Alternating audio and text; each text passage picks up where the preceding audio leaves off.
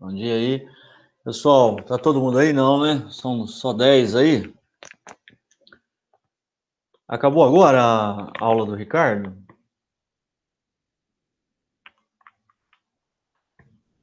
Bom dia, Maria, Eduarda. As duas devem estar aí, né? Tá, então as duas aí. A Letícia, a Lete, o Brunão, a Melissa, o Arthur, o Alan. O Alan com seus vídeos malucos. Que vídeo doido é aquele, hein, rapaz? Vamos lá, a Vitória, a Vicky, o Miguel. Bom dia para todo mundo aí. Não, falei, o Miguel. Cadê o Paulo? Tá por aí ou não? Ainda não? Maravilha. Tá bom. Galera, então vamos lá? Agora nós vamos de geografia, mas geografia 2. Geografia 2, tá? Então, apostila 3, geografia 2, tá? A apostila 3 aí que começa aí no capítulo 11, né? Aí vai o 12, o 13, o 14 e tem uma revisão no final com o capítulo 15, né? Capítulo 15 é um capítulo de revisão. Tá bom. Então, deixa eu só colocar aqui. Maravilha. Então, vamos lá. Vamos compartilhar a tela.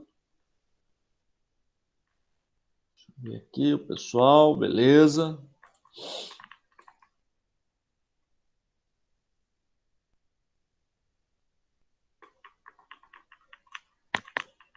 E vamos que vamos.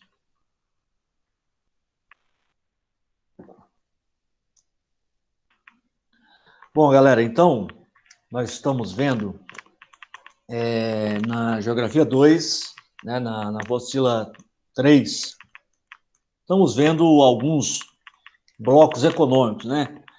Alguns assuntos aí sobre integração econômica, né, entre os países da América do Sul. E depois a apostila ela vai trabalhar com integração econômica, com blocos econômicos regionais, vai trabalhar a União Europeia, né, que é o bloco mais avançado, mais desenvolvido de todos, tá? Até na União Europeia vocês vão ver que existe uma dificuldade ainda de transformar a União Europeia numa espécie de grande país, numa espécie de união de repúblicas, né? Ok? Porque a União Europeia tem um grande desafio, né, de construir uma espécie de país, né? A União Europeia com um presidente, com um parlamento europeu. Hoje já existe o parlamento europeu, né, que cuida de alguns setores da política, mas, por exemplo, nós não temos ainda uma união das leis gerais de todos os países da União Europeia, né? Eles tentaram criar um código maior de leis, que é a Constituição, né, da União Europeia, mas não conseguiram aprovar uma Constituição para a União Europeia. Então, ainda existe uma resistência com relação a vários países da União Europeia que não querem mudar suas leis e que acham que a criação de uma Constituição, que é o Código Maior de Leis, né, para toda a Europa, uma lei maior para todos os membros da União Europeia, iria afetar, né, prejudicar sua autonomia, né, sua autonomia política, né, a sua soberania, né, o governo ele tem total poder sobre o seu território. E com uma Constituição Europeia, as leis seriam iguais para todos os países da União Europeia.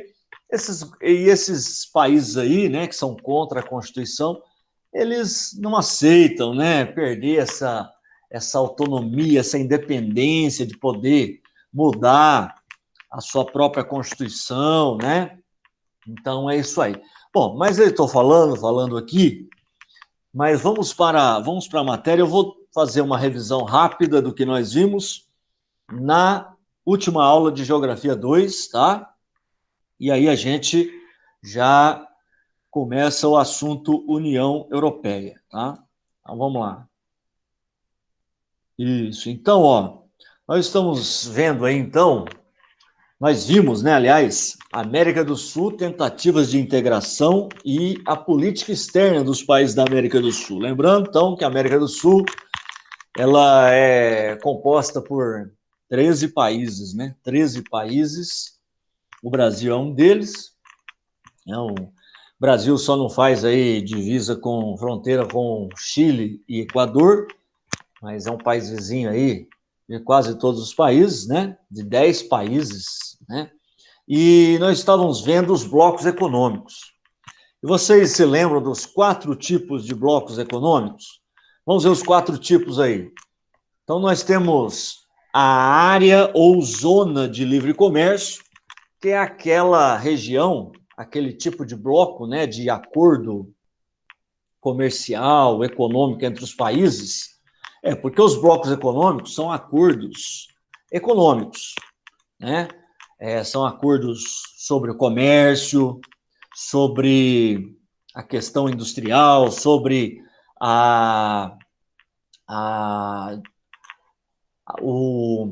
como é que eu posso chamar? Eu estou com divisão na cabeça, mas não é divisão. O partilhamento de tecnologias, tá? Então, assim, um país domina uma tecnologia e ele também divulga essa tecnologia, ensina essa tecnologia, repassa essa tecnologia para outros países também do bloco. Então, esses blocos econômicos, eles servem para quê? Para facilitar o comércio, para começar, tá? Então, o grande objetivo de um bloco econômico é facilitar o comércio entre os países membros, né, entre os países que fazem parte desse bloco. Então, nós temos 4 tipos de blocos econômicos. A área de livre comércio, ou zona de livre comércio, que permite a livre circulação de mercadorias. E qual é o objetivo da área de livre comércio? É reduzir as tarifas alfandegárias. O que é uma tarifa alfandegária? A tarifa ou taxa alfandegária é o imposto cobrado sobre o valor do produto importado. Tarifa alfandegária é o imposto sobre o valor do produto importado, tá? Então, por exemplo, se o produto vale $100 e a tarifa alfandegária é de 5% sobre aquele produto, então, se ele custa $100, ele vai pagar 5% de taxa, 5% de tarifa alfandegária, então ele vai pagar $5, tá? Ok? Então, isso é a tarifa ou taxa alfandegária, tá? É o imposto cobrado sobre o valor do produto importado. E aí, numa área de livre comércio, quando ela é assinada entre 2 ou mais países, você tem como objetivo a redução dessas tarifas alfandegárias, né, desses impostos sobre produtos importados, tá? E a tendência é chegar no momento, que essas tarifas sejam todas eliminadas, que entre os países do bloco não se cobre mais tarifas, tá? Então, isso é uma área de livre comércio, tá?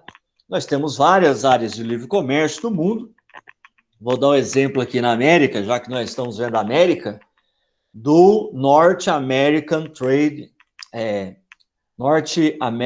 Free Trade Agreement, né? O NAFTA, o Acordo de Livre Comércio da América do Norte, entre Canadá, Estados Unidos e México. O NAFTA não é um mercado comum, ele é uma área de livre comércio. Então, o que pode circular livremente?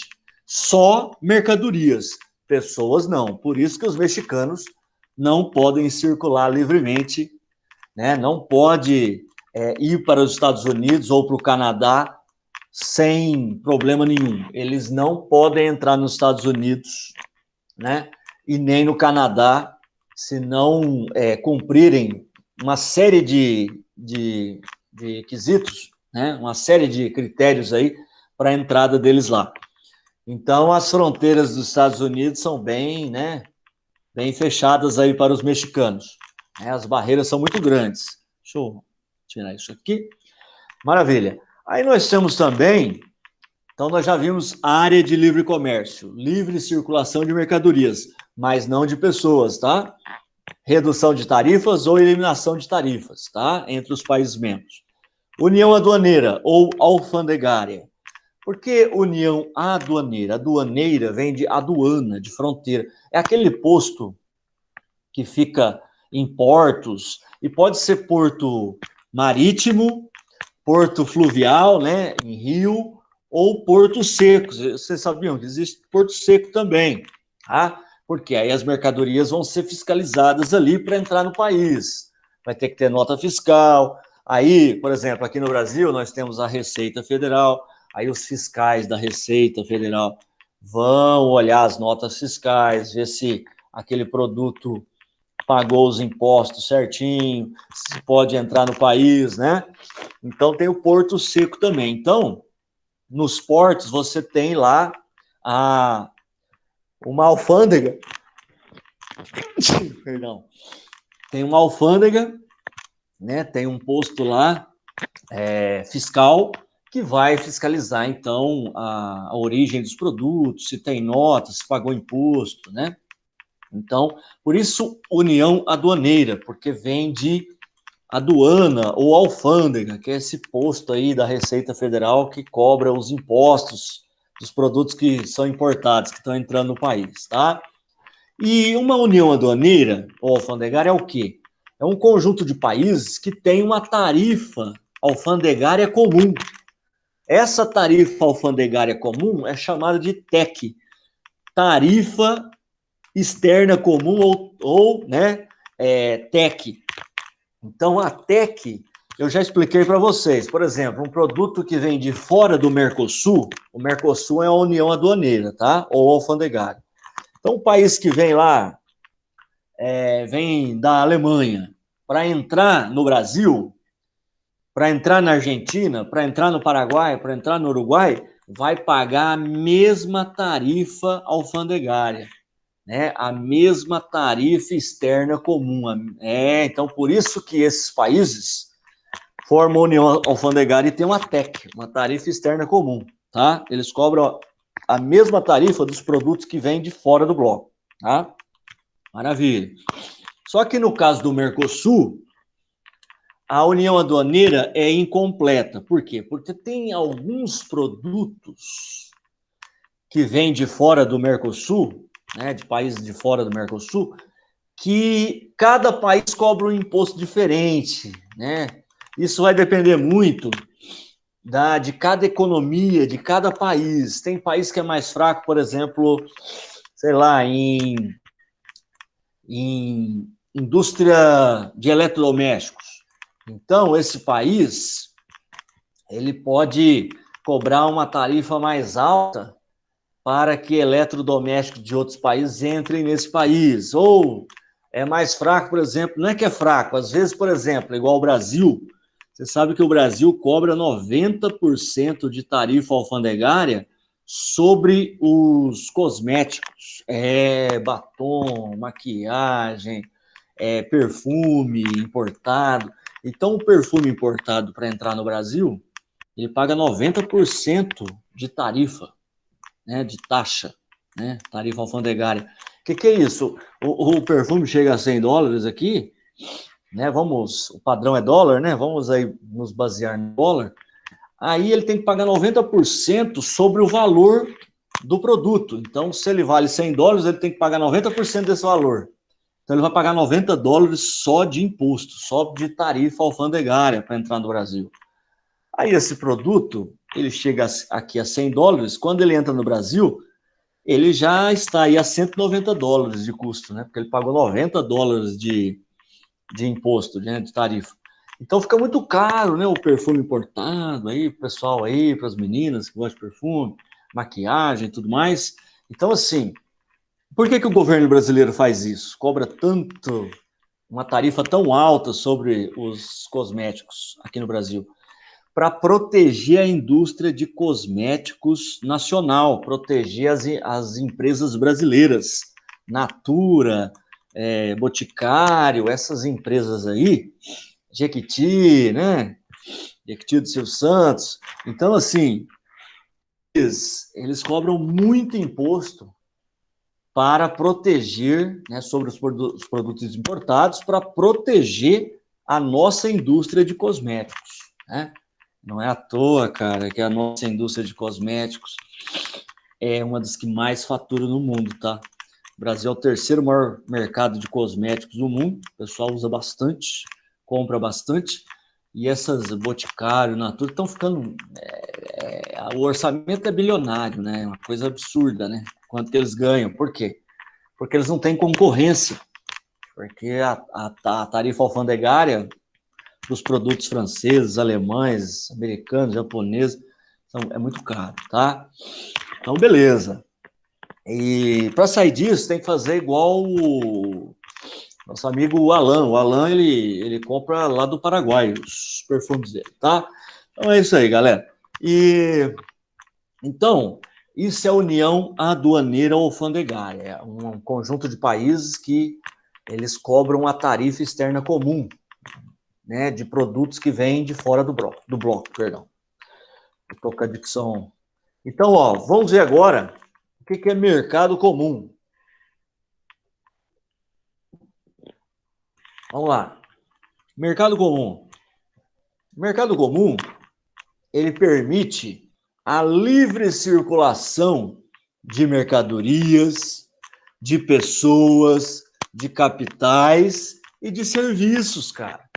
Então, tudo pode circular livremente, claro que é tudo lícito, tá? Não estou falando de armas, de drogas, não estou falando disso. Estou falando de questões de produtos lícitos e, né, questões lícitas dentro da lei aí. Então, permite a livre circulação de mercadoria, de dinheiro. Por exemplo, se você quiser abrir uma conta num banco da Argentina, você pode.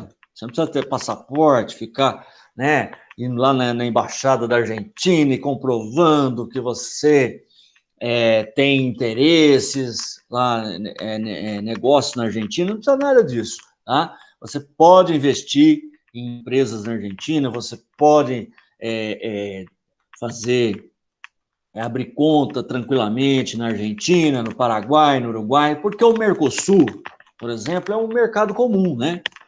Então, olha só, então você pode, por exemplo, você tem uma empresa de ônibus, né, que é o Arthur disse que tem uma perua e ele faz turismo, o pessoal vai de perua até o Uruguai, até a Argentina. E aí, a empresa do Arthur Peruas, brincadeira, viu, Arthur? A empresa do Arthur, ela vai até o Uruguai, vai lá, faz o turismo, mostra lá, né, os pontos turísticos para as pessoas, e ela não precisa pagar impostos para o governo argentino. Ela vai continuar pagando impostos para o governo brasileiro, porque é uma empresa brasileira. Mas ela pode fazer um serviço na Argentina? Pode, e nem precisa pagar imposto para o governo argentino. Vai pagar imposto para o governo brasileiro, tá? Então, tá vendo que o mercado comum, ele permite a livre circulação de mercadoria, de capitais, de serviços e de pessoas. As pessoas não...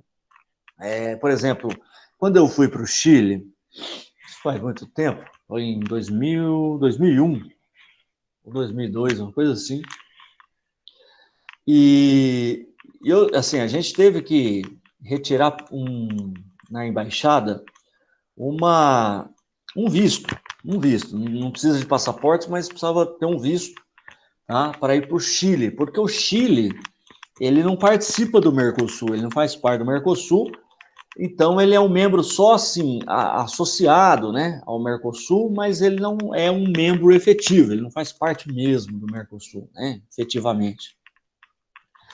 E tem que tirar um visto, mas não precisa de passaporte, porque o passaporte é caro, tem todo um trâmite mais longo, né, mais demorado. E agora, se você quiser ir para a Argentina, para o Paraguai comprar umas moambas, para o Uruguai, né, você pode tranquilamente, não precisa nem de visto, cara. Por quê? Porque os brasileiros, eles fazem parte do Mercosul, a comunidade do Mercosul. Então, nós temos passagem livre para esses países, porque nós pertencemos a um mercado comum, que é o Mercosul, né? Mercosul não é mercado comum do Sul, né? Brasil, Argentina, Paraguai, Uruguai. Então, é isso aí, pessoal, tá? Agora, o Mercosul e a União Europeia são dois mercados comuns, são os únicos blocos econômicos que são mercados comuns. Porém, o Mercosul, ele ainda não é um mercado comum completo, tá? Por quê? Porque para ser um mercado comum completo, é necessário a união aduaneira ser completa. E lembra que a união aduaneira aqui no Mercosul não é completa? Porque tem alguns produtos que chegam de fora do Mercosul que pagam tarifas diferenciadas, diferentes entre os países do Mercosul. Então, por isso que o Mercosul ainda não é um mercado comum completo. Mas é um mercado comum, incompleto, mas é mercado comum, porque a gente pode circular livremente aqui no Mercosul, não é verdade? Então é isso aí. Agora, o único mercado comum completo, né, que você tem uma área de livre comércio sem cobrança de tarifas, ou ainda tem algumas mais bem reduzidas, você tem união aduaneira completa, você tem livre circulação de pessoas, capitais, serviços, mercadorias, é a União Europeia. A União Europeia é o único mercado comum completo, tá? Maravilha. E o Mercosul é um mercado comum incompleto, porque a união aduaneira está incompleta, tá? Vamos lá. União econômica e monetária é o quarto tipo de bloco. Esse é o estágio mais evoluído de um bloco econômico, tá? Porque para ser união econômica e monetária, você tem que adotar uma moeda comum, uma moeda única. Imagina uma moeda para todos os países da América do Sul, uma única moeda. Se todos os países aqui, pelo menos os 12, né, fora são 13, né, mas fora a Guiana Francesa, que é território francês, né, então é o euro lá, mas aqui nos 12 países da América do Sul restantes, imagina uma moeda tipo peso sul-americano, ou real sul-americano, né? A maioria dos países da América do Sul é o peso, né? O dinheiro chama peso, né?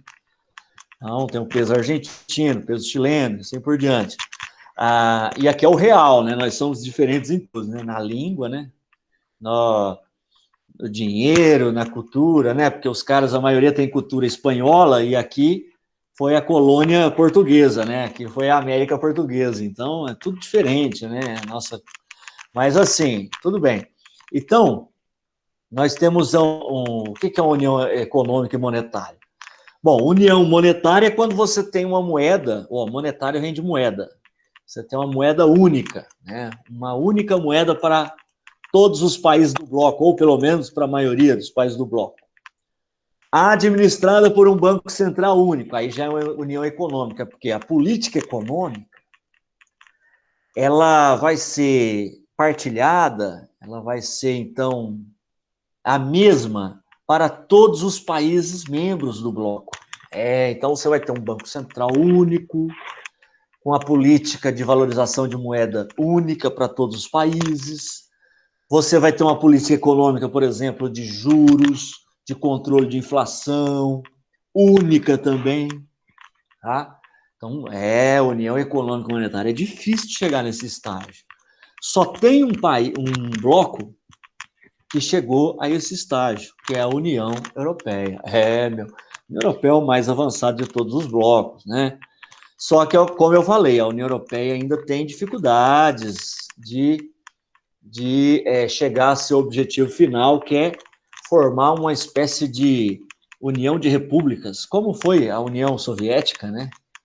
Mas a União Europeia ainda tem dificuldade de construir uma união de países, né, com uma constituição só, né, como se fosse um grande país chamado União Europeia. Isso é difícil de acontecer, né?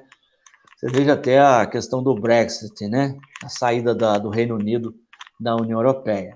Mas nós vamos falar do Brexit daqui um pouco, tá? Então, beleza. Aí nós falamos do Mercosul, né? Várias coisas aí sobre o Mercosul. Olha aí os membros efetivos do Mercosul. São aqueles que podem ir nas reuniões e podem dar conselhos, podem debater, podem votar, então tem poder de decisão dentro do bloco, né? Tem poder de vetar o voto dos outros, ou seja, anular o voto dos outros. Esses 4 membros aqui, tá? De 91 são os fundadores do Mercosul: Argentina, Brasil, Paraguai, Uruguai, e a Venezuela vai entrar em 2012, efetivamente, só que hoje a Venezuela foi suspensa, né? Em 2016, a Venezuela ela foi suspensa e está suspensa até hoje, tá? Então, vocês se lembram disso, né? E aí tem os membros associados: Bolívia, Chile, Peru, Colômbia, Equador, Guiana e Suriname, ou seja, todos os outros países da América do Sul são membros associados, fora a Guiana Francesa, tá? Então nós temos aí, olha aí, 1, 2, 3, 4, 5, 6, 7 membros associados. O que é um membro associado? Ele não tem poder de voto, ele não tem poder de decisão, mas ele pode negociar, pode aconselhar, né, nas reuniões, tá? Maravilha. E tem os membros observadores, né? Os observadores aí, o México, em 2006, entrou. Em 2010, olha que interessante, a Nova Zelândia, que entra também, que achou interessante fazer negócios aqui com os países do Mercosul, Brasil, Argentina, principalmente. Então, entra como membro observador, que é aquele que participa da reunião, mas não pode fazer negociações comerciais, não pode fazer acordo comercial, tá? Maravilha? É isso aí. Aí, né, nós mostramos um mapinha. Maravilha aí. Agora, pessoal, nós vamos começar outro tema. Já vou para outro tema aí, que é a União Europeia, né? Então, vamos lá, que é o bloco mais, assim, avançado de todos, né? Então, vamos ver os antecedentes históricos aí, o histórico da União Europeia. Vamos lá. Em 1948, ó, um pouco depois do fim da Segunda Guerra Mundial, quando que foi a Segunda Guerra Mundial? 1939 a 1945. Em 1948, foi criada a primeira área de livre comércio da história, tá? Então, a primeira área de livre comércio do mundo foi criada em 1948. Essa área de livre comércio se chamava Benelux, que é a junção das iniciais aí de B de Bélgica, o N de Netherlands, que é Países Baixos, né? Países Baixos, que a gente chama popularmente de Holanda, né? Os Países Baixos a gente chama de Holanda, tá? É que a Holanda é um território, o principal território dos Países Baixos, tá? Mas beleza. Então você tem Bélgica, Países Baixos e o Lux de Luxemburgo. Então Benelux, B de Bélgica, N de Netherlands, né? Holanda, e Lux de Luxemburgo. São 3 países pequenos, tá? E esses 3 países pequenos, então, eles formaram uma área de livre comércio, onde as tarifas alfandegárias, né, entre esses 3 países foram reduzidas, né? Então, é isso aí. Em 1950, lembrando que esses 3 países são pequenininhos lá, ficam no norte da Europa, né? Bélgica, Holanda, Luxemburgo, são bem pequenos. Por isso, até a facilidade de se criar uma área de livre comércio aí. Em 1950, o Robert Schuman, que era ministro das Relações Exteriores da França, ele vai fazer um apelo aí à Alemanha Ocidental. Lembra que a Alemanha era dividida, né, em duas, né? Em 1950 era a Guerra Fria, né? A partir de 1945, 47, para alguns autores, com a doutrina Truman, né? A partir de 47 já era Guerra Fria. Em 50, então, Guerra Fria. E aí você tinha a Alemanha Oriental, para vocês eu acho que é aqui, né? Deve ser ao contrário. Alemanha Oriental e Alemanha Ocidental, né? E aí, qual que era a ideia do Robert Schuman? Era de você ter uma única autoridade transnacional, ou seja, que comandasse vários países, para administrar a produção de carvão e aço. Por que carvão e aço? Porque o carvão e o aço eram as principais matérias-primas para a indústria bélica, né? Para a indústria armamentista. Então, para não ter um risco de iniciar uma terceira guerra mundial, o ministro das Relações Exteriores da França vai propor para a Alemanha Ocidental, que era a Alemanha capitalista, né, aliada da França, e também para a Inglaterra, que era um país fortíssimo, até hoje é lá na Europa. Alemanha, Inglaterra e França são os três mais poderosos até hoje, né, lá na Europa. Então, esse ministro aí das Relações Exteriores, ele vai propor a esses três países fortes da Europa criar uma autoridade, né, transnacional sobre a produção de carvão e aço.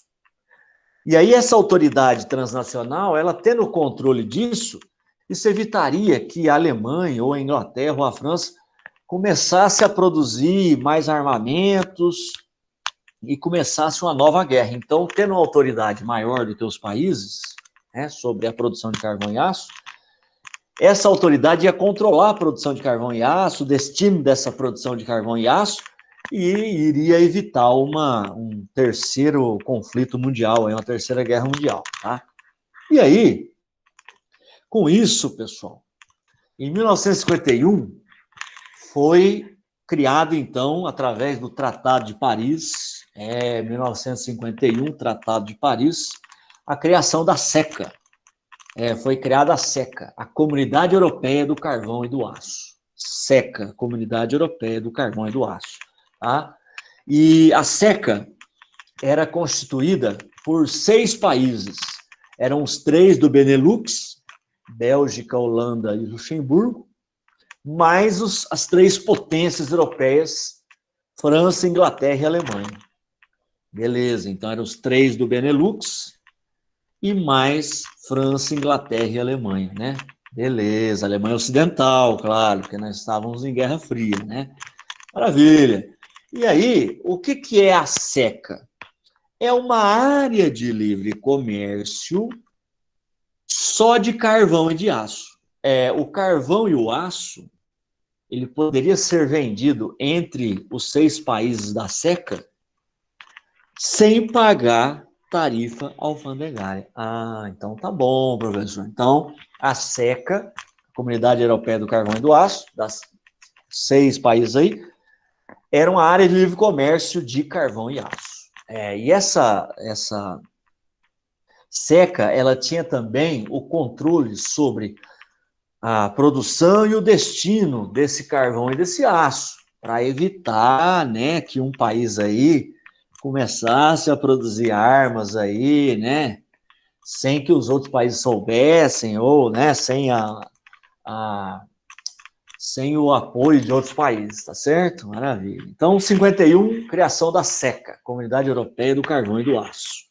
Depois, em 57, nós vamos ter o Tratado de Roma, em 57, que vai criar a CE ou MCE, que é a Comunidade Econômica Europeia ou Mercado Comum Europeu.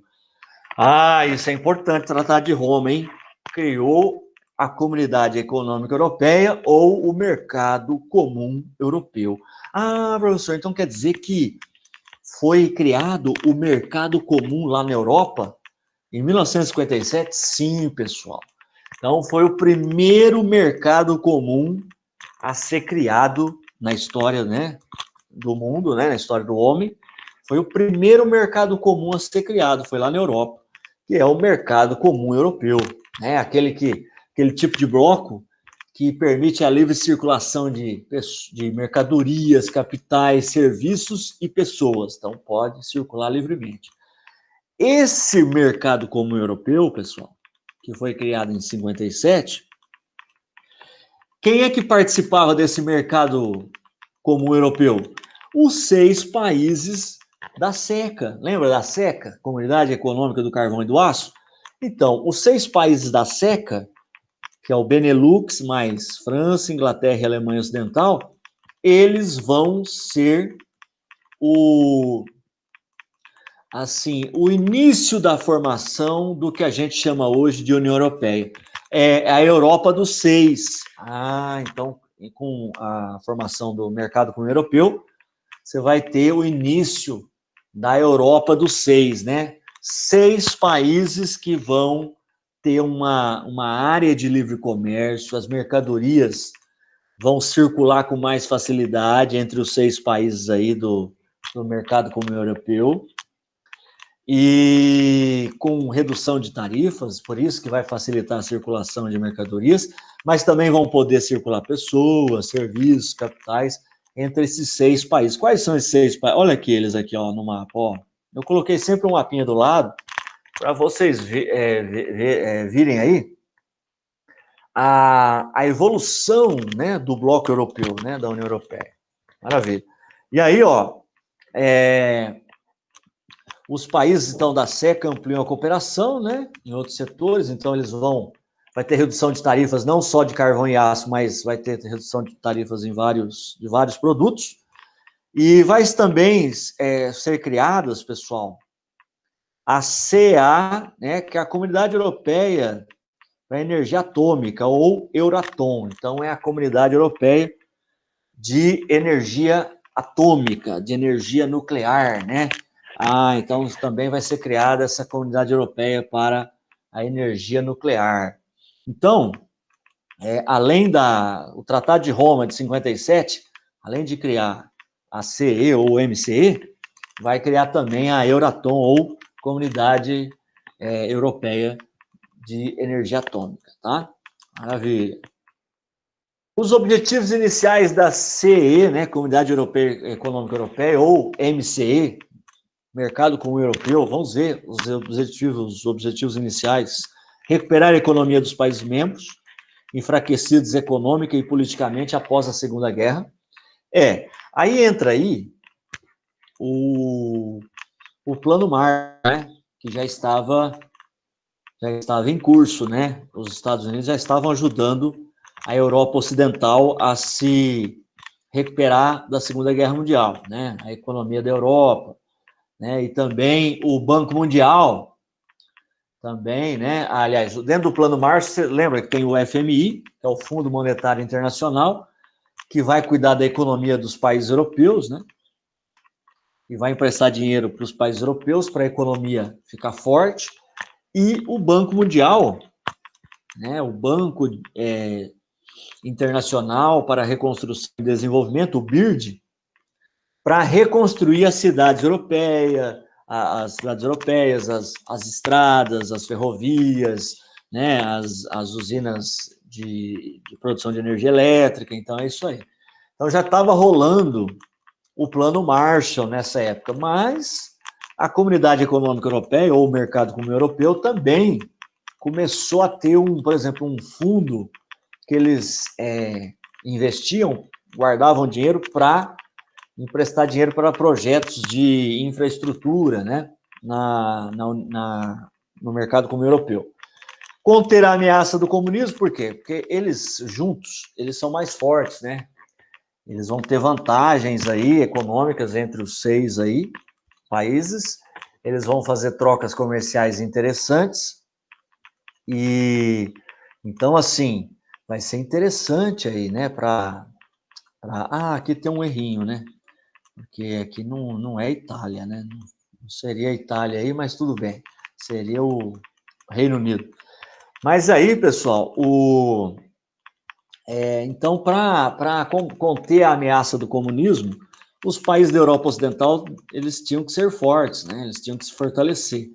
Então, além do Plano Marshall ajudar a Europa a se recuperar, ainda tem a criação, então, da Comunidade Econômica Europeia, do Mercado Comum Europeu, para ajudar a Europa a se recuperar também, né? Juntos eles eram mais fortes, eles poderiam se recuperar mais rapidamente, ter um crescimento econômico melhor, né, maior, perdão, deter o crescente avanço da influência econômica dos Estados Unidos, com certeza, porque os Estados Unidos, com o Plano Marshall, emprestou dinheiro a juros, né, reconstruiu a infraestrutura da Europa.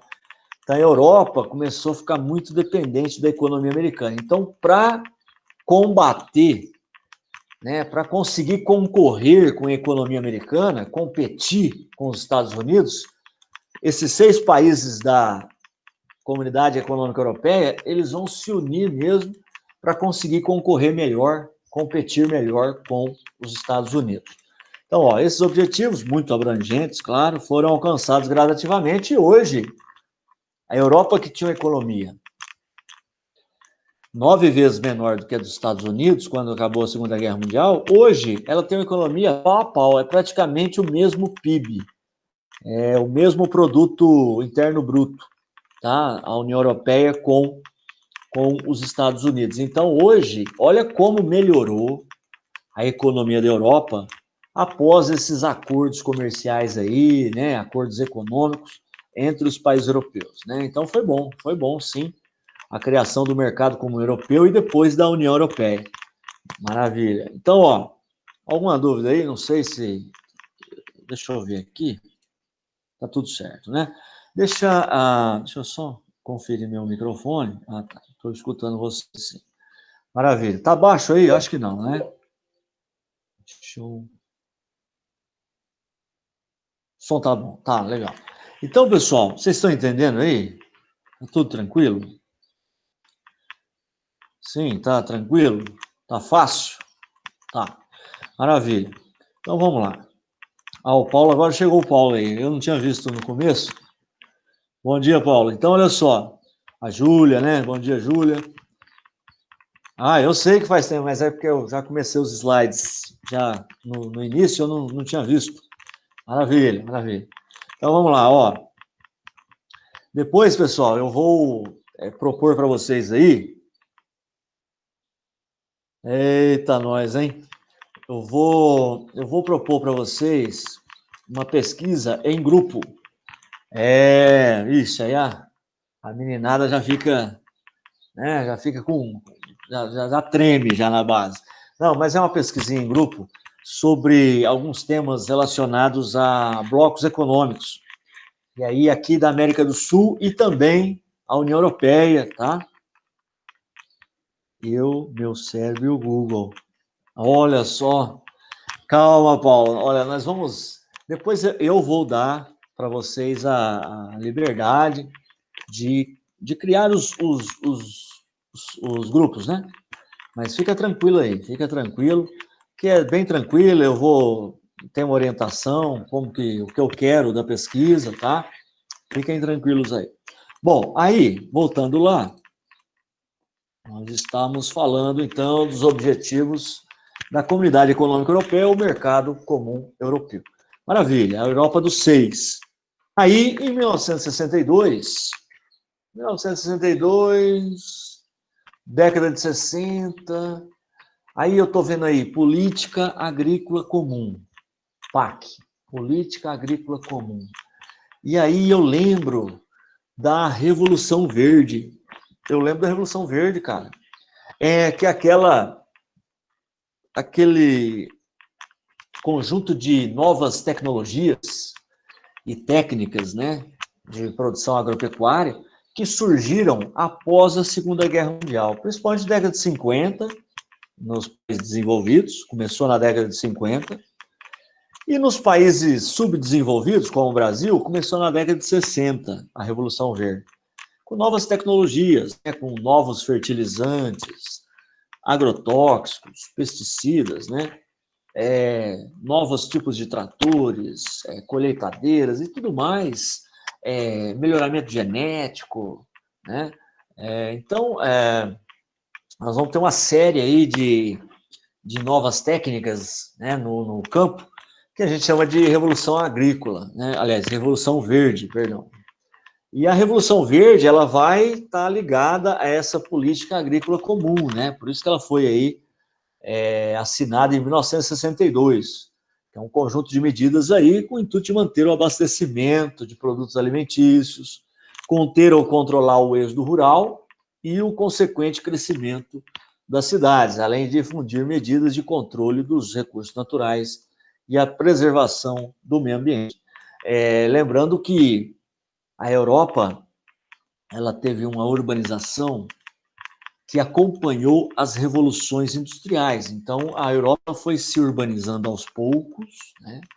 A urbanização da Europa, então, foi lenta, gradativa, foi, né? Conforme a indústria foi se desenvolvendo, né? Com a primeira, segunda, terceira revolução industrial, e hoje nós estamos aí numa quarta revolução industrial, as pessoas foram saindo do campo e indo para as cidades aos poucos, né?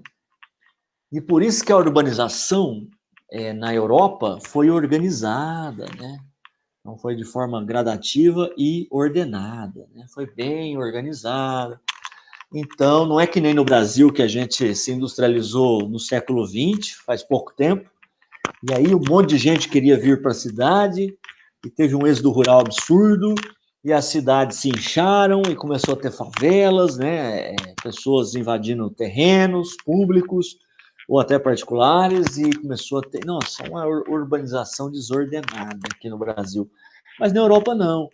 E aí, a política agrícola comum tinha tudo a ver, você incentivava com financiamento, com apoio técnico, os agricultores que, né, existiam na época, para conter o êxodo rural, para essas pessoas do campo não saírem do campo e ir para a cidade, né? Então, estimular o crescimento da produção agrícola, estimular a, a, a, o trabalhador rural a ficar no campo, né? Então, isso aí é importante, né?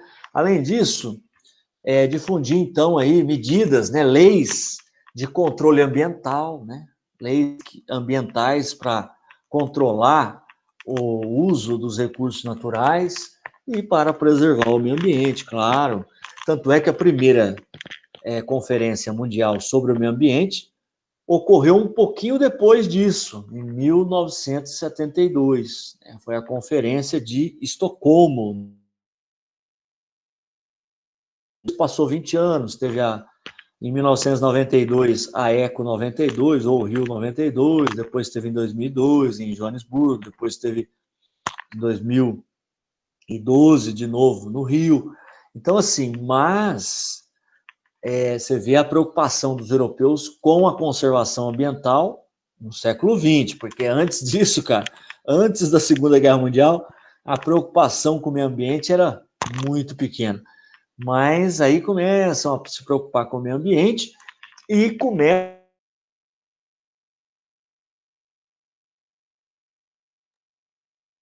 na Europa e começou o reflorestamento também, né? Então hoje a conservação é boa, mas antes não. Beleza, aí em 1965, né, Tratado de Bruxelas, com a criação de uma comissão única, né, e de um conselho único para as 3 comunidades europeias: a Comunidade Econômica Europeia, a Euratom, ou a CEA, né, que é a Comunidade Europeia de Energia Atômica, e a SECA, que é a Comunidade Europeia do Carvão e do Aço. Então, essas 3 instituições, Comunidade Econômica Europeia, Euratom e SECA, né, Comunidade Econômica Europeia do Carvão e do Aço, elas vão vão se unir em uma instituição só, tá? Numa comissão só, num conselho só, tá? Isso para facilitar, né? Simplificar o funcionamento dessas instituições aí. Vão ficar tudo juntas, tá? Maravilha. Em 65, Tratado de Bruxelas, né, na Bélgica. 1968, você tem eliminação de tarifas no comércio dentro da CE, previsto para 12 anos. Então, em 68, foi previsto a eliminação de todas as tarifas entre os países membros do Mercado Comum Europeu ou Comunidade Econômica Europeia. Tá? Em 68, então, foi prevista a eliminação de tarifas. Mas isto estava previsto de 68 para mais 12 anos, então até 1980. Então, segundo aí esse acordo aí, as tarifas alfandegárias entre os países membros iam ser totalmente eliminadas em 1980. Tá? Em 1973, foi a primeira ampliação da Comunidade Econômica Europeia ou Mercado Comum Europeu.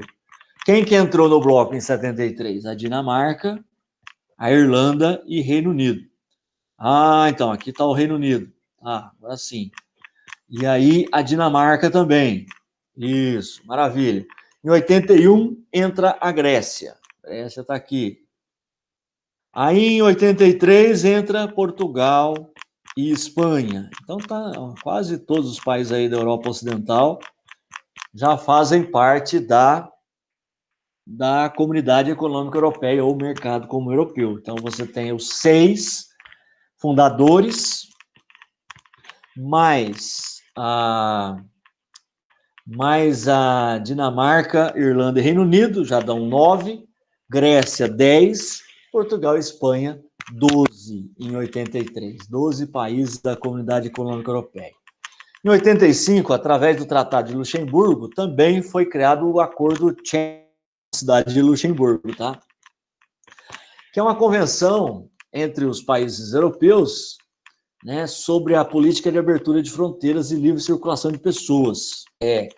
Até hoje, nós temos uma área da Europa que a gente chama de espaço Schengen, né?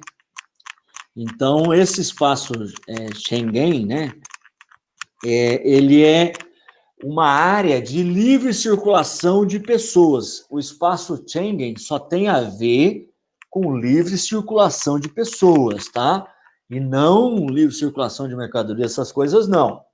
Livre circulação de mercadorias, aí é Comunidade Econômica Europeia e hoje União Europeia, mas existe um espaço de livre circulação de pessoas na Europa que vai além da União Europeia. Então, é o espaço Schengen, né? Vamos ver aqui o espaço Schengen. Olha só, Estados membros em verde escuro, os Estados membros da União Europeia que fazem parte do espaço Schengen. Vamos ver aqui.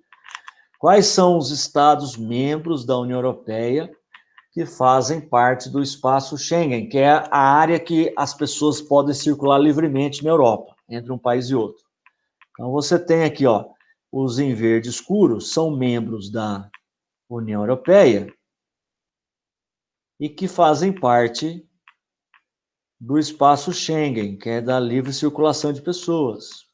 Vocês percebem o seguinte, perceba o seguinte, que o Reino Unido, né, que é... Quais são os países do Reino Unido, pessoal?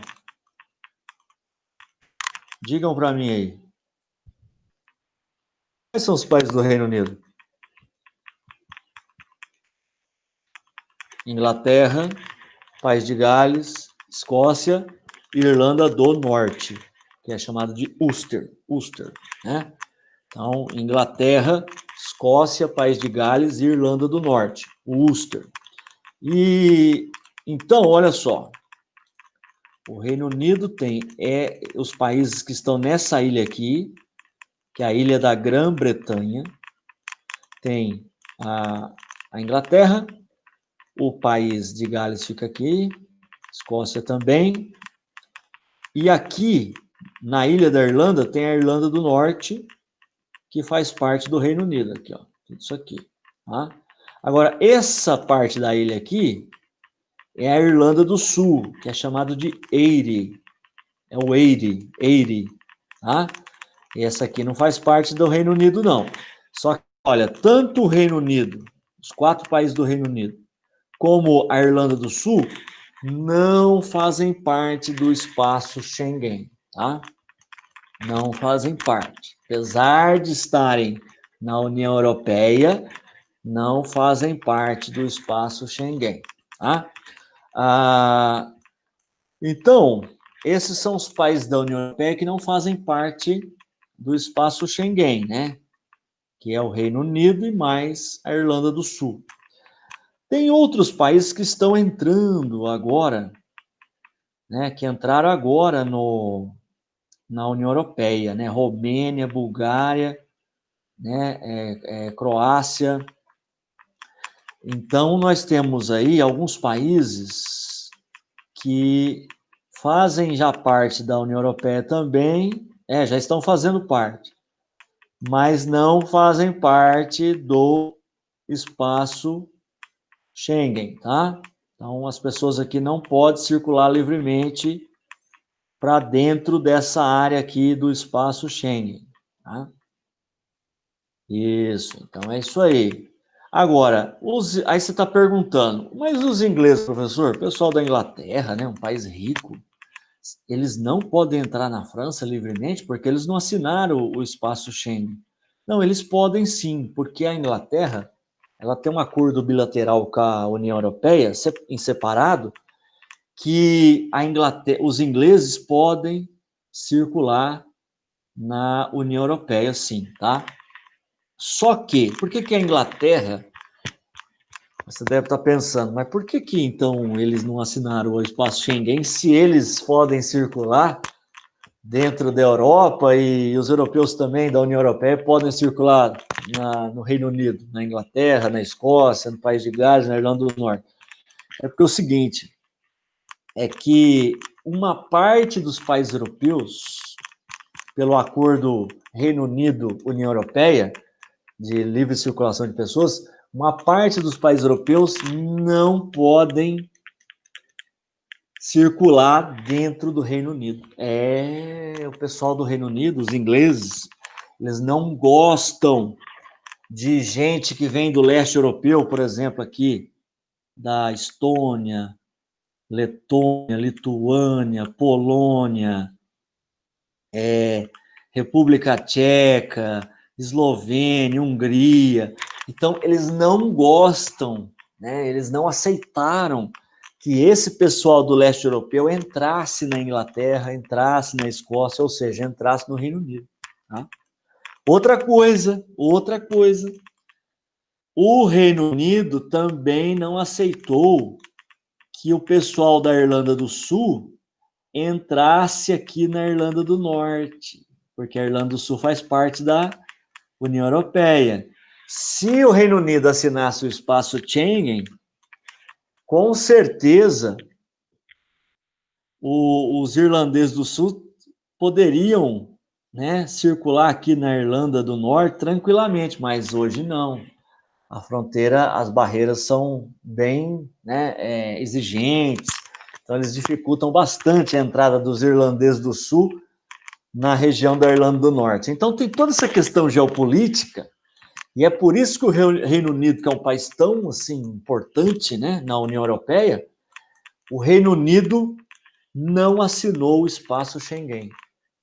Além de não assinar o espaço Schengen, o Reino Unido é tão encanado, a população do Reino Unido está tão encanada com essa questão de imigração, né, de imigrantes indo para o Reino Unido, imigrantes pobres e que chegam lá, não tem emprego, começam a ir para a criminalidade, começa a piorar a qualidade de vida do Reino Unido. Os ingleses, escoceses, eles são tão contra, cara, que eles votaram a favor da saída do Reino Unido da União Europeia. Uma das causas por causa da política de imigração da União Europeia. A União Europeia aceita imigrantes, ela deixa o pessoal, por exemplo, que entrou no espaço Schengen, né? Aliás, o pessoal que entrou na União Europeia deixa o pessoal circular livremente, e a Inglaterra não quer isso, tá? Então, é por isso que os ingleses, né, o Reino Unido em geral, votaram a favor da saída do Reino Unido da União Europeia, que é o chamado Brexit, né? Quer dizer, o Bre, né? Quer dizer a Bretanha, né? Grã-Bretanha, e o exit seria a saída, né? Em inglês. Então, a saída do Reino Unido da União Europeia, o Brexit, né? Então, é isso aí. Bom, aí, nós já falamos, então, do espaço Schengen, né? Que foi aí acordado em 1985 e foi assim, até 95 ele foi sendo negociado, e aí fecharam o acordo em 95 sobre a livre circulação de pessoas dentro da Europa, quem que poderia circular, quem não poderia, tá? Depois, em 86, teve esse livro branco, a assinatura desse livro, que é um programa a ser seguido, né? Entre 85 e 92, ser seguido pelos países europeus, né, da Comunidade Econômica Europeia, para que a economia dos países da Comunidade Econômica Europeia, eles atingissem um nível parecido, né? Então, com a assinatura desse livro branco, né, que é um programa a ser seguido, né, entre 85 e 92, né, isso possibilitava a instalação de um mercado comum completo, né? Ó, instalação de um mercado comum de forma definitiva, e o ato europeu, que tinha a ver aí com o calendário de mudanças para a consolidação do mercado comum até 93. Então, em 86 foi assinado esse livro, que então assinava um monte de medidas que os países teriam que seguir para que o mercado comum ele fosse realmente efetivo, com união aduaneira completa, com mercado comum completo até 93. Né? Todo mundo atingisse essas metas até 93, para que em 93 o mercado comum fosse completo, tivesse completo, tá? Beleza. 92, esse tratado é super importante, é o Tratado de Maastricht, né, nos Países Baixos, né? O Tratado de Maastricht, né, ele criou a União Europeia, simplesmente isso. Em 92, os países da Comunidade Econômica Europeia, ou do Mercado Comum Europeu, eles conseguiram atingir suas metas, que foram criadas no Livro Branco, em 86, então em 92 todo mundo atingiu as metas, e aí, como todo mundo atingiu as metas, o Mercado Comum Europeu, ele começou a ser chamado de União Europeia. É o mercado comum, né, total, né? E além de mercado comum, a União Europeia, ela vai começar um processo de união monetária e econômica. Lembra da União Monetária e Econômica? Sim. E tudo isso foi assinado no Tratado de Maastricht, tá? Então, cria-se a União Europeia, e aí, então o mercado comum já está completo, né? E aí vai ser criadas normas para o estabelecimento de uma moeda comum, que vai ser o euro, né? E de um banco central comum, que vai produzir essa moeda, né? O euro, beleza? Também no Tratado de Maastricht, ó, foi então também analisada a política, foi discutida a política exterior de segurança comum, tá? Então, a Europa, ela vai começar a ter uma política de segurança, né, assim, militar comum, e uma política exterior comum, de acordos comerciais, né, com outros países, né, em comum. Ah, beleza? Além de cooperação em termos de justiça e assuntos internos. Beleza. Aí, em 93, o estabelecimento do mercado único, né, fechou Então, todo mundo agora está alinhado, todo mundo cumpriu as metas, o mercado comum já está completo. 95, a entrada da Áustria, aqui a Áustria, da Finlândia e da Suécia, tá? Aqui nos países nórdicos aqui. E em 97, Tratado de Amsterdã, né, que vai consolidar o que foi, né, foi de 92, e agora em 97 eles vão consolidar o Tratado de Maastricht, que dizia o seguinte, né, pelo Tratado de Maastricht, a União Europeia teria que ter um parlamento europeu. É uma espécie de congresso europeu, com deputados, né? Cada país vai ter um deputado aí e eles vão votar projetos de lei para toda a União Europeia, né? Então, isso foi criado, o Parlamento Europeu foi criado no Tratado de Maastricht, em 92, junto com a União Europeia, e aí, em 97, o Tratado de Amsterdã, na Holanda, deu ao Parlamento Europeu poderes cruciais antes pertencentes ao legislativo dos Estados-membros, né? Entre eles, sobre migração, criminalidade, política externa e segurança. Então, assim, agora, o Parlamento Europeu, os deputados da União Europeia, que representam seus países, eles vão criar leis maiores sobre imigração, sobre criminalidade, né, Código Penal, sobre política externa, sobre acordos com outros países, sobre segurança, sobre proteção militar, né, dos países da União Europeia. Então, agora, cada país vai ter o seu parlamento, né, vai ter o seu congresso, seus deputados, senadores. Por exemplo, no Reino Unido, na Inglaterra, você tem a Câmara dos Lordes, que é o Senado, e tem a Câmara dos Comuns, que são os deputados, né? Aqui no Brasil, o nosso parlamento se chama Congresso Nacional. E o Congresso tem duas câmaras também. Tem o Senado e a Câmara de Deputados Federais, né? Então, assim, com a assinatura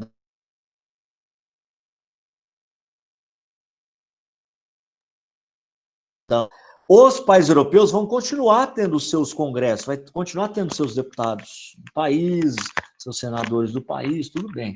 Só que vai ter um parlamento superior, que é o parlamento da União Europeia, que vão criar leis superiores às leis de cada país, tá? Então, sobre imigração, crime, política externa e segurança. Você vai ter leis maiores. Aí, os deputados dos países podem criar leis dentro dos seus países, mas de acordo com as leis maiores da União Europeia. É que nem aqui no Brasil. Os deputados estaduais aqui do Estado de São Paulo, eles não criam leis para o Estado de São Paulo? Sim. Só que essas leis estaduais, elas têm que obedecer às leis federais. E as leis federais têm que obedecer ao código maior de leis que nós temos no Brasil, que é a Constituição Federal, é a lei maior, né? Constituição Federal. Depois vem as leis federais, depois vem as leis estaduais, as leis municipais. Então, as leis menos importantes na hierarquia, né? Elas devem obedecer às leis superiores, tá? É a mesma coisa que acontece hoje na União Europeia. Beleza? Então é isso aí. Bom, então você tem as leis maiores da União Europeia, e aí cada país com seu parlamento, ele vai adaptar leis para o seu país, mas de acordo com as leis da União Europeia. Tá? É isso aí. Não sei se vocês entenderam, mas é isso aí, tá? Olha como a União Europeia já está crescendo aqui, né? Olha aí, né? Em 1999, então, a adoção do euro por 11 países, né, para transações comerciais e financeiras. Então, começa, então, a circulação do euro, né, a produção do euro e a circulação, então, do euro em 1999. Olha só aí, pessoal, os membros da zona do euro, né? Então, um histórico aí, ó. Os primeiros membros, ó, Eles existem aí em 1992. Em 92 foi criado o euro. Lá, quando foi criada a União Europeia, foi criado o euro, tá? E em 93 começaram a produzir o euro. Em alguns países, então, já tinha aí o euro como moeda, papel moeda oficial. E se bem que aqui é zona do euro, Reino Unido. Só que o Reino Unido não adotou o euro, não, tá? O Reino Unido, Inglaterra, Escócia, País de Gales, Irlanda do Norte, eles já têm uma moeda que é a Libra, né? A Libra, pessoal, inglesa, é o dinheiro que tem o maior valor no mundo. Tá? Então, é um dinheiro muito valorizado e então o Reino Unido não aceitou participar da zona do euro, tá? Ele continua com o seu papel moeda, que é a Libra esterlina, tá? Então, o Reino Unido está fora aí, está um pouco errado esse mapa, mas o restante acredito que esteja certo, né? Então, olha a zona do euro, olha os países que adotaram o euro. Veja, Alemanha, França, Portugal, Espanha, Irlanda, Áustria, Itália, Grécia, né? Suécia, Finlândia, estão sim na zona do euro. Agora, em 2004, juntaram esses países bálticos aqui, que são do leste europeu, Estônia, Letônia e Lituânia, né? 2004. Você sabe que em 2004 entraram 10 membros, nós vamos ver isso, né? Que são do leste europeu. Mas vamos lá, então em 2004, na zona do euro entrou esses 3 países bálticos, mais a Polônia, mais a República Tcheca, mais a Eslováquia e mais a Hungria, tá? Então entraram aí na zona do euro em 2004. Em 2007, entraram Romênia e Bulgária, mas não estão na zona do euro, né? Não estão na zona do euro. Em 2013 entrou aqui a Croácia, mas a Croácia também não está na zona do euro. Quem está aqui é a Eslovênia, tá? Eslovênia, Eslováquia, Hungria, mas a Croácia não. E países candidatos a entrar na União Europeia, a Turquia, né? Tá louca para entrar, mas ainda não entrou. E esses países da ex-Yugoslávia aqui, né? Também não entraram ainda. Maravilha. Mas vamos lá, tá certo. Então, zona do euro é só com o símbolo. Então, realmente, Reino Unido não está na zona do euro, né? Suíça também não, né? Suíça nem participa, né, da União Europeia, né? A Bósnia também não tem nem desejo de entrar. Então, é isso aí. Bom, e aí, em 2002, pelo Tratado de Lisboa, vai ser expirada a CEC, Comunidade Econômica do Carvão e do Aço, e aí entra em circulação o euro, assim, para os 11 países, né? De Comunidade Econômica Europeia passa para Comunidade Europeia. É só o nome, assim, das pessoas que são cidadãs, né? Que são cidadãos europeus aí, tá? Então, se cria a cidadania europeia em 2002, com o Tratado de Lisboa, então agora vai ter a cidadania europeia. Regulamenta os procedimentos aí para quando o país quiser deixar a União Europeia. Esse regulamento de 2002, para deixar a União Europeia, pelo Tratado de Lisboa, ele está sendo usado agora, né, para a separação entre Reino Unido e União Europeia, né, no Brexit, né? Brexit, né? Maravilha? Foi assinado após o fracasso aí na adoção. O Tratado de Lisboa, eles tentaram até 2002 criar uma Constituição Europeia, mas não foi aprovado em vários países a Constituição da Europa. E aí, porque os países ficavam assim com medo de perder a soberania sobre o seu território, sobre suas leis, então não aprovaram a Constituição para toda a União Europeia, e aí por isso que foi assinado então o Tratado de Lisboa, que aí teve o fim da Comunidade Econômica do Carvão e do Aço, o euro começa a entrar em circulação na maioria dos países, aí cria-se a cidadania europeia, o regulamento para os países que quiserem sair da União Europeia, então é isso aí. tá? 2002, Tratado de Lisboa. 2003, Tratado de Nice, na França. Reforma das instituições da União Europeia. Então, aí você vai ter alteração aí da comissão e do Conselho Europeu, né?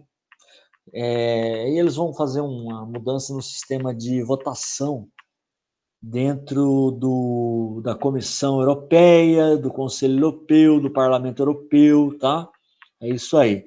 2004, a entrada aqui, ó, do Chipre, da Eslováquia, da Eslovênia, da Estônia, Letônia, Lituânia, Hungria, Malta, Polônia e República Tcheca. 10 países do leste europeu, em 2004, vão entrar na União Europeia. 10 países em 2004. A Europa, que tinha, se não me engano, 15 membros, né? São os 15 membros tradicionais, agora vão ganhar em 2004 mais 10, e aí vão ficar com 25 membros, né? Então é isso aí. Muito bem. E agora nós vamos ver, do capítulo 14, os efeitos aí da crise financeira na União Europeia, da crise de 2008, aquela crise econômica dos Estados Unidos, né? Meu horário aqui. Pessoal, eu já, só mais um pouquinho, eu já faço a atribuição dos grupos aí, tá? Então, ó, os efeitos da crise aí de 2008, que foi aquela crise dos imóveis lá nos Estados Unidos, né? As pessoas começaram a não pagar os financiamentos de imóveis. Essa crise financeira dos Estados Unidos, ela vai atingir muito os países da União Europeia, né? Porque existe muito investimento entre essas duas regiões, né? Entre os Estados Unidos e a União Europeia, né? Um investindo no outro, e então existe uma relação de capitais, né? Uma circulação de capitais muito grande entre os países europeus e os Estados Unidos. E quando então a economia dos Estados Unidos quebrou, a economia da União Europeia também quebrou junto, tá? Porque a Europa investe muito nos Estados Unidos e os Estados Unidos investem muito na Europa. Então, eles têm muitos negócios, então, quando um quebra, o outro quebra também, né? E os países mais abalados foram os economias mais frágeis, que foi Portugal, Espanha, né? Irlanda, né? Que seria a Irlanda do Sul, a Itália e a Grécia. Meu Deus, a Grécia, então, meu Deus do céu, a Grécia é um país que pode fechar, pode vender, sei lá, vende tudo, até o povo, porque a Grécia tem uma dívida externa impagável. A Grécia é um país assim que não tem condição alguma de ter um orçamento assim maior do que os gastos. É um país que realmente está numa crise absurda, né? Nós vamos falar da Grécia daqui um pouco. Então esses países aí, Portugal, Irlanda, Itália, Grécia, Espanha, eles passaram a ser chamados depois da crise de 2008 dos Estados Unidos de pigs. Fica meio, né? Pigs em inglês é porco, mas é pigs, né? Com 2 i's aí. Os pigs, né? O que eles têm em comum? Elevado déficit público, ou seja, o que é déficit? Prejuízo, cara. Superávit é lucro. Déficit, prejuízo. Então tem elevado déficit público, ou seja, o país gasta mais do que arrecada. E aí quando ele gasta mais do que ele ganha, o que ele tem que fazer? Empréstimos. Com quem? FMI, Fundo Monetário Internacional, né? Para ver se a economia melhora, se injeta dinheiro na economia, se, né, empresta, faz, né, financiamento, oferece financiamento mais barato para as empresas, para que a economia cresça. Então, assim, elevadíssimo gasto público, tá? Beleza? Um prejuízo enorme, né, dos governos e economias pouco dinâmicas, né, em comparação às principais potências, né, da Europa, exceto a Itália, porque a Itália, apesar de estar nos PIGs, a Itália tem uma economia bem diversificada, indústria de tudo quanto é coisa, é um país que tem uma economia bastante dinâmica. Agora, Portugal depende de produto agrícola, vinho, azeite, essas coisas. Irlanda também, agricultura. A Grécia, turismo e mineração. A Espanha, Atividade bancária, né? Tem um Santander, que é um grande banco espanhol e está no mundo inteiro, e também agricultura. Então, são países que não são potências tecnológicas, então eles sofrem, fora a Itália, tá? Eles sofrem muito, a economia deles não consegue competir com a economia de outros países, tá? Então, esses são os PIGs, são os que mais sofreram com a crise de 2008, tá? Na Europa. O caso da Grécia, cara, a Grécia o negócio tá tão feio lá, que eles tiveram que fazer um monte de empréstimos com o FMI. Aí o FMI pensa o seguinte, né? Quem empresta o dinheiro pensa assim, já que a Grécia não vai dar conta de me pagar mesmo, então eu vou cobrar um juro alto, que pelo menos eu vou ter um lucro bom. E aí, se ela não me dá calote, pelo menos com o juro que ela pagou, já paga uma parte da dívida boa. Então, o juro é alto da dívida da Grécia, e se o juro da dívida externa é alto, a inflação, o juro dentro do país também é alto. E aí a inflação vai lá em cima, né? E aí o governo, ele tem que conter gasto, porque ele já está gastando muito. Aí ele tem que diminuir gasto com saúde, educação, saneamento básico, aposentadoria. Aí começa a mexer nas aposentadorias, que nem aqui no Brasil.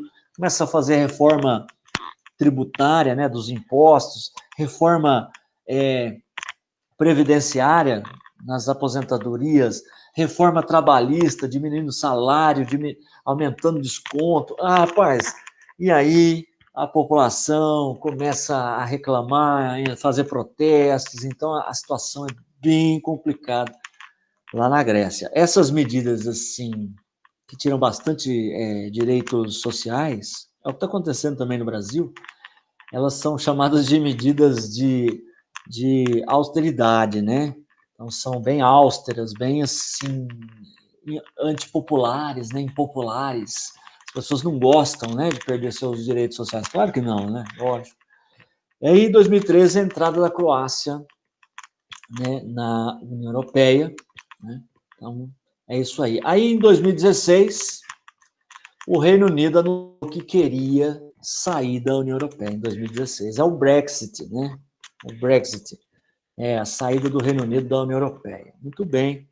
A decisão do Reino Unido, ela foi tomada a partir de um plebiscito. Plebiscito é quando você consulta a população se você quer sair ou não. É sim ou não? Quer sair da União Europeia ou não? Aí deu 52%. Foi pau a pau. Foi bem... Metade dos ingleses queriam sair, dos súditos da rainha, né? Do Reino Unido, e a metade queria sair, a metade não, né? Então, mas aí deu por uma pequena margem aí uma pequena margem aí, votaram a favor da saída do Reino Unido. Beleza. Aí agora em 2020 vai ter a saída efetiva mesmo do Reino Unido da União Europeia, tá? Então, eles ficaram discutindo como seria a saída, os acordos que existiam entre o Reino Unido e a União Europeia tem muita coisa, né? Muitos acordos. Então, estão rediscutindo, né? Para que a União Europeia não tenha prejuízo, também o Reino Unido não tenha prejuízo. Então, agora em 2020 eles vão sair mesmo, tá? Maravilha. Bom, eu vou. Já está acabando essa aula, falta um pouco, mas nós temos que falar da pesquisa aí, tá? Então, vamos para a pesquisa, tá? Vamos lá, ó. Isso, 51, isso, foi pau a pau, bem ali em cima, né? Só que hoje, os especialistas começaram a estudar essa saída.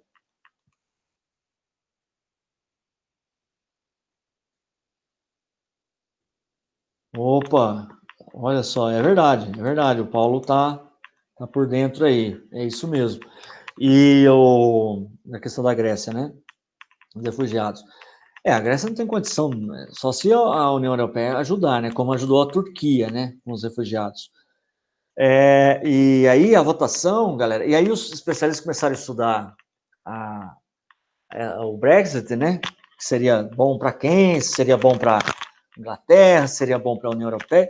E aí começaram a ver que a Inglaterra ia perder mais saindo da União Europeia do que continuando da União Europeia. E aí o que acontece? Aí a população começou a saber desses estudos E hoje fizeram não um novo plebiscito, mas fizeram novas pesquisas e que comprovaram que se fosse hoje a votação, o plebiscito, a maioria dos reinados unidos aí, né, do pessoal do Reino Unido, iria votar contra a saída ia votar contra a saída do Reino Unido da União Europeia. Então, se fosse hoje o plebiscito, o Reino Unido continuaria na União Europeia, porque ele vai se ferrar, ele vai ter mais prejuízo do que lucro com isso, tá? Iludiu totalmente. Então, nós vamos falar do trabalho, tá, pessoal? Então, vocês, por favor, se organizem. São quantos alunos, assim? 17, 16? Quantos são, na realidade? 17. E aí, eu tenho aqui, eu tenho 5 temas para 17 alunos. Eu vou fazer o seguinte, eu vou pegar, então, vamos fazer grupos aí de 3, 2 pessoas, tá? 6 grupos, um tema que eu vou repetir, tá? Beleza? Vou fazer isso, tá? Então, se organizem, coloquem no chat para mim, se organizem em grupos de 3 pessoas aí.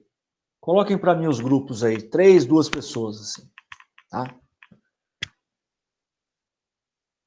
E se demorar demais, eu mesmo vou fazer o sorteio dos grupos.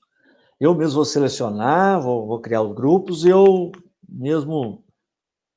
É isso aí. Alá está no céu. Alá. Muito bem. Alá, nosso único Deus aí. Muito bem. Vou fazer só... Como assim, Nicolas? Mas não pode fazer com outro colega, em 2?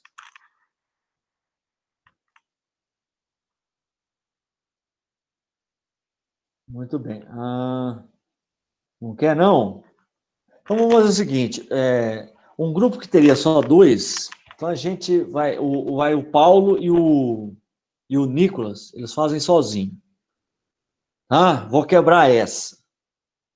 E aí o restante faz em 3, tá bom? O grupo, então, vou anotar aqui. Deixa eu ver aqui. O primeiro grupo aí, deixa eu ver aqui, do Bruno, né? Então nós vamos fazer, vai ficar o Bruno, a Júlia. Quem que é Tutu? Vocês ficam pondo... Arthur. O Arthur. Maravilha. E depois, outro grupo, as duas... não, Maria Eduarda, a Lima, a Lete e a Melissa. Beleza. Aí, deixa eu ver... Tá. Posso fazer sozinha? Então vai o Paulo, pode. E a Vicky, né? Tá. E aí, quem que tá faltando? 4, 5, 6, 7, 8. A Maria Eduarda vai fazer sozinho. 9. Ainda tá faltando gente. O Nicolas. Não deu. 3, 6, né? 8, 9, 10. Tá faltando aí, gente, hein? 6 pessoas, 7 pessoas aí. Tá, eu e a Carol. Tá. Então fica o Nicolas, a Carol. Tá. A Nayara. Bom, tem a Maria Eduarda que tá sozinha. E tem o Paulo e a Vicky. Falta a Camila. Só se... Não. Então ficou ainda a Ayla, Camila. Não, mas não, aí fica muito. Ayla, Camila e a Nayara. Posso fazer um grupo entre vocês três, ou Nayara? Ah, fica você, a Camila e a Ayla? Maravilha. Então, ó, eu acho que fechou, né? Maravilha. Então, ó, eu vou agora sortear, por ordem aí do pessoal que foi falando, sortear um papelzinho para ver os temas aqui, ó. Vamos ver os temas aqui. E aí, ó, o número 1 vai ser Mercosul, número 2, Comunidade Andina, o Unasul e Prosul vai ser o papelzinho 3, o acordo Mercosul-União Europeia, papelzinho 4, crise econômica na Venezuela, papelzinho 5. E aí eu vou sortear, tá? Primeiro o grupo do Bruno, ó. Deixa eu ver com qual tema vai ficar. Papelzinho 5. Então o grupo do Bruno, da Júlia, do Arthur, vão pesquisar então sobre a crise econômica na Venezuela, tá? Beleza? Esse é o tema. Agora, eu vou explicar o que eu quero, vocês pesquisem, mas o tema é isso aí, crise econômica na Venezuela. O grupo da Maria Eduarda Lima, Letícia e Melissa, vamos ver aqui. Vamos ver, vai ficar com o número 1, com o Mercosul, tá? Então, o primeiro grupo vai ficar com, tem 5 e o segundo com o número 1. Agora, o grupo do Paulo e da Vicky. Vamos ver. Número 2, vai ficar com o número 2, tá? O número 2, que é a comunidade andina. Paulo e Vicky, comunidade andina. Grupo, vamos pegar o grupo 3 aqui com o Nicolas e a Carol.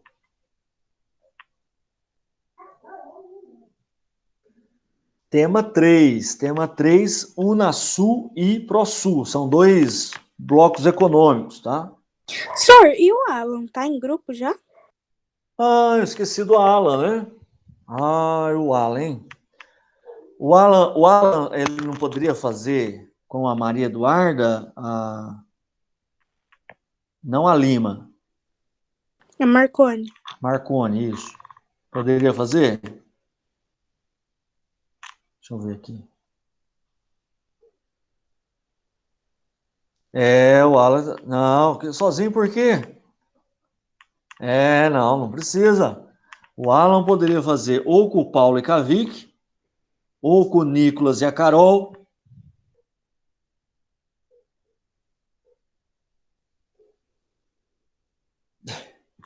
Então, ó, o Miguel... Sim, o Miguel tá. Você faz com o Miguel? Eu vou pôr aqui, Miguel e Alan. Tá bom? Pode ser, Miguel? Será que ele tá aí? Acho que ele não tá, né? Mas vamos deixar assim, tá? Vamos deixar assim. Vamos deixar o Alan e o Miguel, tá? Beleza. Aí vocês vão... Aí, o Nicolas e a Carol vão ficar com o tema 3, então, tá? Que é Nicolas e Carol vai ficar com a Unasul e Prosul, tá? E aí, o grupo da Ayla, Camila e Nayara vai ficar, eu coloquei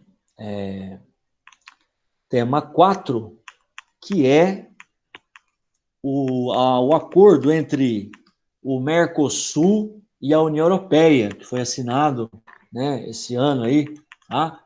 Acordo Mercosul-União Europeia, que é o tema da Ayla, Camila e Nayara.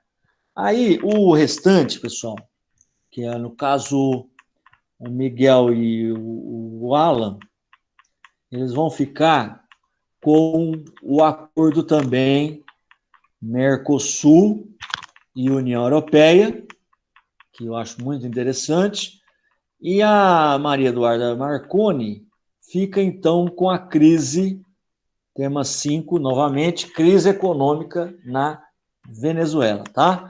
Então, esses são os temas. Vocês já anotaram, né? Agora, quais são as orientações para a pesquisa? Olha, onde estão... Primeira coisa que vocês têm que responder na pesquisa. Onde estão localizados o país ou os países membros do bloco regional? Então, vocês têm que colocar a área de abrangência, onde estão localizados o país que vocês estão falando, né? Ou os países do bloco que vocês estão, né, pesquisando. Elabore um breve histórico sobre o tema de pesquisa, né, sobre o país, sobre o tema, por exemplo, crise econômica na Venezuela. Quando começou? E como é que está hoje? Então, assim, um breve histórico sobre a crise econômica da Venezuela, ou um breve histórico sobre o acordo entre Mercosul e a União Europeia, um breve histórico sobre o Mercosul, sobre a comunidade andina, sobre a Unasul, tá? Então, falar um pouquinho da história desses temas aí, né? Produz uma síntese, um resumo, né, sobre a situação atual do país ou bloco econômico. Como é que está hoje esse bloco econômico? Ou como é que está hoje a crise econômica da Venezuela? Para isso, utilize o recurso ferramentas do Google e clique em qualquer data, né, para escolher sites que contêm informações mais recentes. Então, você põe lá, último ano, em qualquer data, tá? Clique em qualquer data, né, no link lá, no ícone, e aí vai estar lá, último mês, último ano. Então, você coloca em último ano, ou último mês, para ver como é que está a situação atual do bloco econômico ou do país, né, que vocês vão pesquisar, tá? Outra coisa, pesquise também sobre os benefícios e desvantagens para os países pertencentes ao bloco regional.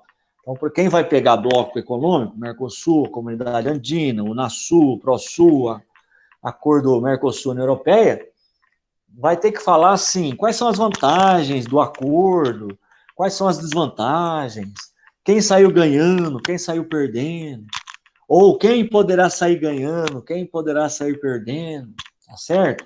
Então tem que também ter isso aí no trabalho. Aí, utilizar pelo menos, pessoal, pelo menos 4 fontes de pesquisa, para não ficar só a Wikipédia ou Brasil Educação, esses sites mais que aparecem mínimo 4 fontes de pesquisa, pode ser 4 sites, 3 sites e um livro, sei lá, 4 fontes de pesquisa, né, pelo menos aí, coloquem no final do trabalho, né, as fontes de pesquisa. Uma coisa, trabalho com capinha, né, beleza? É que vocês não vão imprimir, mas coloque lá na capa o nome o tema, o nome dos integrantes, com o número de cada um, tá? Maravilha? Então é isso aí. Bom, eu não sei se vocês têm alguma dúvida. Você vai. Eu posso colocar então esse arquivo em Word? Eu posso não, vou colocar esse arquivo em Word no Classroom e aí vocês podem então rever lá, tal, né? O tema, o que tem que fazer, tá? Tudo bem. E aí a data, né? Faltou a data. Vocês acham que dá para fazer até semana que vem? Porque aí eu não vou passar a tarefa, só vou passar essa pesquisa.